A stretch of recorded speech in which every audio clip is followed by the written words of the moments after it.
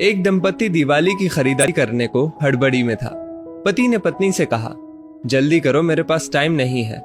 इतना कहकर वो रूम से बाहर निकल गया। तभी बाहर लॉन में बैठी माँ पर नजर पड़ी। कुछ सोचते हुए वापस रूम में आया। शालू, तुमने माँ से भी पूछा कि उनको दिवाली पर क्या चाहिए? शालिनी बोली, नहीं पूछा। अब उनको इस उम्र में क्या चाहिए होगा यार?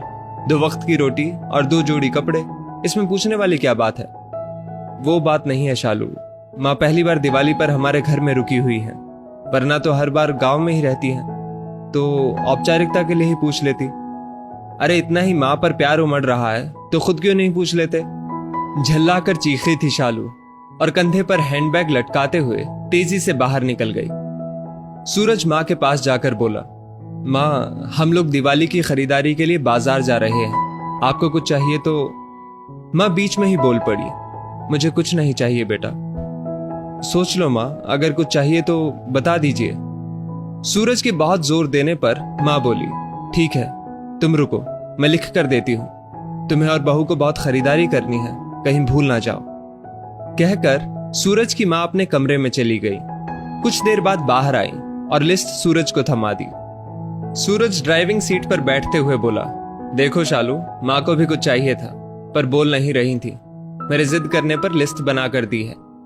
इंसान जब तक जिंदा रहता है, रोटी और कपड़े के अलावा भी बहुत कुछ चाहिए होता है। अच्छा बाबा ठीक है, पर पहले मैं अपनी जरूरत का सारा सामान लूंगी, बाद में आप अपनी माँ की लिस्ट देखते रहना।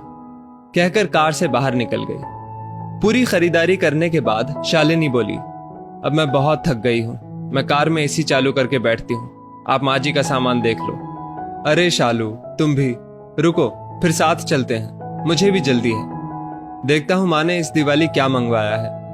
कहकर माँ की लिखी पर्ची जेब से निकालता है। बाप रे, इतनी लंबी लिस्ट, पता नहीं क्या क्या मंगवाया होगा।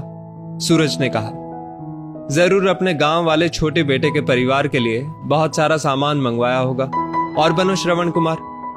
कहते हुए शालिनी गुस्से से सूरज की ओर देखने लगी। पर ये क्या? सूरज की आंखों में आंसू और लिस्ट पकड़े हुए हाथ सूखे पत्ते की तरह हिल रहा था। पूरा शरीर कांप रहा था। शालिनी बहुत घबरा गई। क्या हुआ? ऐसा क्या मांग लिया है तुम्हारी मां ने? कहकर सूरज के हाथ से पर्ची झपट ली। हैरान थी शालिनी भी, इतनी बड़ी पर्ची में बस चंद शब्द ही लिखे थे। पर्ची में लिखा था, बेटा सूरज, मुझे दिवाली पर तो क्या, किसी भी अवसर पर कुछ नहीं चाहिए, फिर भी तुम जिद कर रहे हो तो तुम्हारे शहर की किसी दुकान में अगर मिल जाए तो फुर्सत के कुछ पल मेरे लिए लेते आना। ढलती सांझ हुई अब मैं। सूरज, मुझे गहराते अंधियारे से डर लगने लगा है। बहुत डर लगता है पल पल मेरी तरफ बढ़ रही मौत को देखकर। जानती हूं इसे टाला नहीं जा सकता, ये शाश्वत सत्य है, पर अकेलेपन से बहुत घबराहट होती है सूरज। तो जब तक तुम्हारे घर पर हूं, कुछ पल बैठा कर मेरे पास, कुछ देर के लिए ही सही। बांट लिया कर मेरे बुढ़ापे का अकेलापन। बिन दीप जलाए ही रोशन हो जाएगी मेरे जीवन की सांझ। कितने साल हो गए बेटा तुझे स्पर्श नहीं किया।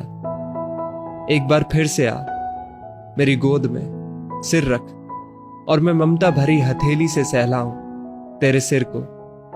एक बार फिर से इतराए मेरा हृदय मेरे अपनों को करीब, बहुत करीब पाकर, और मुस्कुरा कर मिलूं मौत के गले। क्या पता अगली दिवाली तक रहूं ना रहूं।